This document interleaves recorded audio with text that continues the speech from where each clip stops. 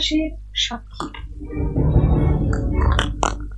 50 বছর আগে যুক্তরাষ্ট্রের নাগরিক অধিকার আন্দোলনের নেতা মার্টিন লুথার কিং এক অসামান্য ভাষণ দিয়েছিলেন ওয়াশিংটনে 2.5 লক্ষ আমেরিকানের এক সমাবেশে। আই হ্যাভ এ ড্রিম নামে লিঙ্কন মেমোরিয়ালের সামনে দাঁড়িয়ে দেয়া সেই ভাষণ বিশ্বের সর্বকালের সেরা বাগ্মিতার দৃষ্টান্তগুলোর অন্যতম হয়ে আছে। সেই সমাবেশে প্রধান বক্তা ছিলেন 10 জন, আর তার মধ্যে সর্বকনিষ্ঠ ছিলেন John Lewis, Martin Luther king এর একজন ঘনিষ্ঠ বন্ধু। বিবিসির এডি বক্সিয়ার কাছে তিনি বর্ণনা করেছেন সেদিনের স্মৃতি, যা পরিবেশন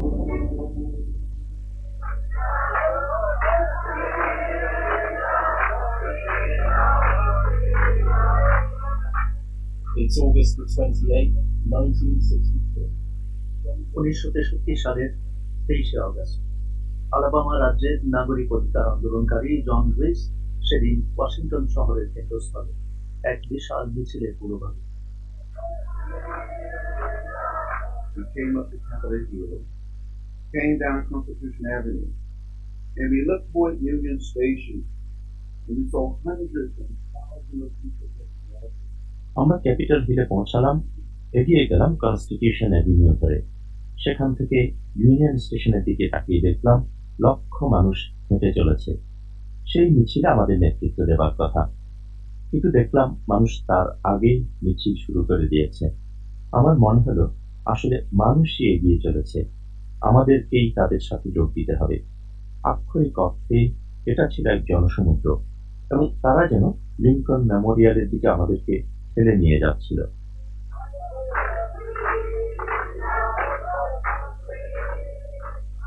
সেদিন সাদা কালো সকল ধর্ম বর্ণের আমেরিকানই দেশের বিভিন্ন অংশ থেকে এসে ওয়াশিংটনে সমবেত হয়েছিল। তাদের দাবি ছিল বর্ণ বৈষম্যের অবসান। জন লুইসের বয়স তখন মাত্র 23। তিনিও ছিলেন ওই সমাবেশের একজন বক্তা। It was a very hot day. Looking toward my right, and I saw just hundreds and thousands of people. সেদিন ভীষণ গরম পড়েছিল। আমি আমার ডান দিকে তাকিয়ে দেখলাম মানুষ আর মানুষ, হাজার হাজার। আমার বাঁ দিকে দেখলাম আরো মানুষ। তাদের অনেকেই খুবই তরুণ, অনেকেই বক্তাদের দেখার জন্য গাছের ডালে চড়ে বসেছে। সামনের দিকে তাকিয়ে দেখলাম সেদিকেও হাজার হাজার লোক। অনেকে লেকের জলে নেমেছে একটু ঠান্ডা হবার জন্য। সবাই অপেক্ষা করছে কখন অনুষ্ঠান শুরু হবে। জন লুইসের নিজের শৈশবও কেটেছে বর্ণ বৈষম্যের মধ্যে। আলাবামায় বড় হয়ে ওঠা জন লুইসের এখনো মনে আছে একবার এক লাইব্রেরি থেকে তিনি বই ধার নিতে পারেন, কারণ শ্বেতাঙ্গ লাইব্রেরিয়ান বলেছিলেন কালো চামড়ার লোকদের বই দেয়া যাবে না। তিনি পরে ছাত্রদের অহিংস আন্দোলনের সমন্বয়কারী হয়েছিলেন। এটি ছিল একটি নাগরিক অধিকার সংগঠন যাদের কাজ ছিল তরুণদের শেখানো যে কিভাবে অহিংস আন্দোলন করতে হয়। And I knew then that I had the people, the hands of all of the people that we could. আমি জানতাম যাদের সাথে আমি কাজ করছি তাদের সবার পক্ষ থেকে আমাকে কথা বলতে হবে। কথা বলতে হবে যারা মার খেয়েছে, গ্রেফতার হয়েছে, জেল খেটেছে, যারা নিজের মুখে নিজেদের কথা বলতে পারেনি, যারা এই সংগ্রামে প্রাণ দিয়েছে তাদের হয়ে। জন লুইস তার বক্তৃতায় প্রেসিডেন্ট জন এফ কেনেডি যে সিভিল রাইটস বিল প্রস্তাব করেছিলেন তার সমালোচনা করলেন। তিনি প্রেসিডেন্টের প্রতি আহ্বান জানালেন আরো সাহসী হতে। I was introduced as young John Lewis. And when I talked about people telling us to do, আমাকে পরিচয় দেওয়া হয়েছিল একজন তরুণ নেতা হিসেবে। লোকে যে আমাদেরকে অপেক্ষা করতে বলছে, ধৈর্য দেখাতে বলছে, আমি তার বিরুদ্ধে বলেছিলাম। আমি বলেছিলাম আমরা আর অপেক্ষা করতে পারছি না, আমরা ধৈর্য হারিয়েছি, আমরা আমাদের স্বাধীনতা চাই এবং তা চাই এক্ষুনি। জনতা উল্লাস প্রকাশ করলো, শুধু তরুণরাই নয়, বয়স্করাও, সাদা কালো সবাই।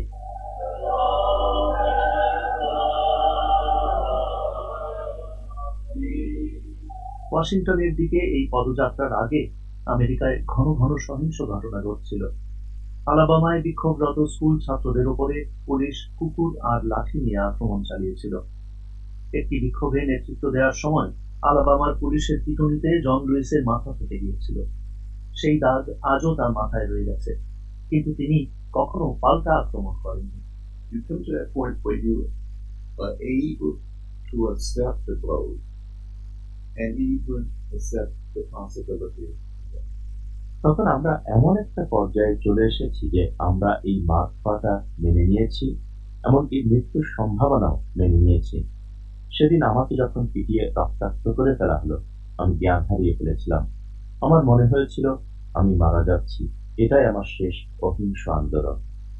মার খেতে খেতে প্রায় মৃত্যুর কাছাকাছি চলে গিয়েও কিভাবে তিনি পাল্টা আঘাত না করে থাকতে পেরেছিলেন? Dr. King used to say from time to time, it is better to die. Doctor king মাঝে মাঝে বলতেন, মানসিকভাবে মৃত্যুর চাইতে শারীরিকভাবে মরে যাওয়াটা অনেক ভালো। মার্টিন লুথার কিং ছিলেন একজন বাপ্টিস্ট ধর্মযাজক আর নাগরিক অধিকার আন্দোলনের প্রধান নেতা। তিনি নিশ্চিত ছিলেন যে শুধুমাত্র শান্তিপূর্ণ প্রতিরোধের মধ্যে দিয়েই পরিবর্তন আসতে পারে। ডক্টর কিং সেদিনের তরুণ জন লুইসকে তার নিজের কাছাকাছি রেখেছিলেন, তার ধৈর্যহীনতাকে নমনীয় করেছিলেন। সেদিন ওয়াশিংটনে তার ভাষণে মার্টিন লুথার কিং প্রায় ঐশী বাণীর মতন ভাষায় বর্ণনা করেছিলেন তার কল্পনার আমেরিকাকে। বলেছিলেন কিভাবে বর্ণ বৈষম্য গোটা জাতিকে ধ্বংস করে দিচ্ছে, শুধু কালো আমেরিকানদের জীবনকেই নয়। তারপর তিনি তুলে ধরেছিলেন ভবিষ্যতের আমেরিকা নিয়ে তার আশাবাদকে, যেখানে সব আমেরিকান হবে সমান, সত্যিকারের স্বপ্নের America. Oh, I was deeply moved and inspired by Dr. King's speech. And when he got to that point, he said, doctor king এর ওই ভাষণে আমি অভিভূত হয়েছিলাম, গভীরভাবে আপ্লুত হয়েছিলাম, অনুপ্রাণিত হয়েছিলাম। তিনি জানতেন যে এভাবে অনুপ্রাণিত করাটা একজন ধর্মযাজকের ভূমিকার চাইতে আলাদা কিছু নয়। তিনি তাঁর একটা স্বপ্নকে আমেরিকার জনগণের কাছে এবং সারা বিশ্বের মানুষের কাছে তুলে ধরেছিলেন। লিঙ্কন মেমোরিয়ালের সিঁড়িকে তিনি যেন একটি গির্জার বেদিতে পরিণত করেছিলেন। আই হ্যাভ এ ড্রিম নামে খ্যাত হওয়া মার্টিন লুথার কিং এর ওই ভাষণ সারা আমেরিকা জুড়ে টেলিভিশনে প্রচার হয়েছিল। তাৎক্ষণিকভাবেই এটা স্বীকৃতি পেয়েছিল এক ঐতিহাসিক ভাষণ হিসেবে। President Kennedy invited us all back down to the White House. Well, in the beginning, President Kennedy was proposed to the idea. President Kennedy আমাদের সবাইকে হোয়াইট হাউসে আমন্ত্রণ জানিয়েছিলেন। প্রথম দিকে প্রেসিডেন্ট কেনেডি ওয়াশিংটনে এরকম একটি সমাবেশ করার বিরোধী ছিলেন। তিনি ভেবেছিলেন এর ফলে সহিংসতা এবং বিশৃঙ্খলা তৈরি হবে। কিন্তু পরে যখন তিনি দেখলেন যে ওই সমাবেশ হবেই, তখন তিনি তার নিজের মতো করেই তাকে সমর্থন দিয়েছিলেন। সমাবেশ শেষ হওয়ার পর তিনি ওভাল অফিসের দরজায় দাঁড়িয়ে আমাদের সবাইকে স্বাগত জানালেন, সবার সঙ্গে হাত মেলালেন, বারবার বলছিলেন তোমরা ভালো কাজ করেছ। যখন তিনি ডক্টর কিং এর সামনে এলেন, তিনি বললেন, আপনিই স্বপ্ন দেখেছেন। আমেরিকার সিভিল রাইটস আন্দোলনের ক্ষেত্রে সেটা ছিল উচ্চতম মুহূর্তগুলোর একটি।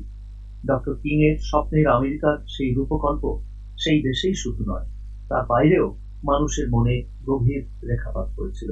মনে হয়েছিল বিজয় যেন দোরগোড়ায় এসে গেছে। There was so much hope and so much optimism. But 18 days later, with the bombing of a church in Berlin, তখন সবার মধ্যেই একটা বিরাট আশাবাদীর জন্ম হয়েছিল। কিন্তু মাত্র 18 দিন পরই বার্মিংহামে আমাদের গির্জায় বোমা পড়ল, 4টি ছোট মেয়ে মারা গেল। কয়েক সপ্তাহ পরই প্রেসিডেন্ট কেনেডি, যিনি আমাদের আশা দিয়েছিলেন, তিনিও নিহত হলেন। 1963 সালটা আমেরিকার জন্য ছিল একটা খারাপ বছর। পরের 5টি বছর ধরেও মার্টিন লুথার কিং তার অহিংসার নীতিতে অবিচল ছিলেন। কিন্তু 1968 সালে তিনি নিজেই নিহত হলেন, মাত্র 39 বছর বয়সে। জন লুইসের কাছে ডক্টর কিং শুধু একজন স্বপ্নদ্রষ্টাই ছিলেন না, ছিলেন একজন বন্ধুও। Dr. King had a great sense of humor. He would tell stories. He would laugh at his own pace. Doctor king এর রসবোধ ছিল দারুণ। গল্প বলতেন, নিজের রসিকতায় নিজেও খুব হাসতেন, অন্যদেরকেও হাসাতেন। আমি এক এক সময় ভাবি, তিনি না থাকলে আমি কি হতাম, কি করতাম। আমি প্রতিদিনই তাঁর কথা ভাবি। তিনি ছিলেন আমার একজন বন্ধু, আমার হিরো, আমার অনুপ্রেরণা, আমার নেতা, আমার বড় ভাই। জন লুইসের বয়স এখন 70-এর কোঠায়। তিনি এখন একজন সিনিয়র কংগ্রেস সদস্য। ওয়াশিংটনের সেই সমাবেশে যারা বক্তৃতা করেছিলেন, তাদের মধ্যে একমাত্র তিনি জীবিত আছেন। আমেরিকান রাজনীতির সব মহলের লোকদের কাছেই তিনি একজন সম্মানিত ব্যক্তিত্ব। তিনি বলছিলেন, মার্টিন লুথার কিং এর সেই বিখ্যাত উক্তিগুলো এখনো আমেরিকায় অনুরণিত হচ্ছে। I'm glad he did it. I'm glad that he said what he said. Because that's the তিনি যা বলেছিলেন, যা করেছিলেন তার জন্য আমি তৃপ্ত, কারণ তার সেই ভাষণ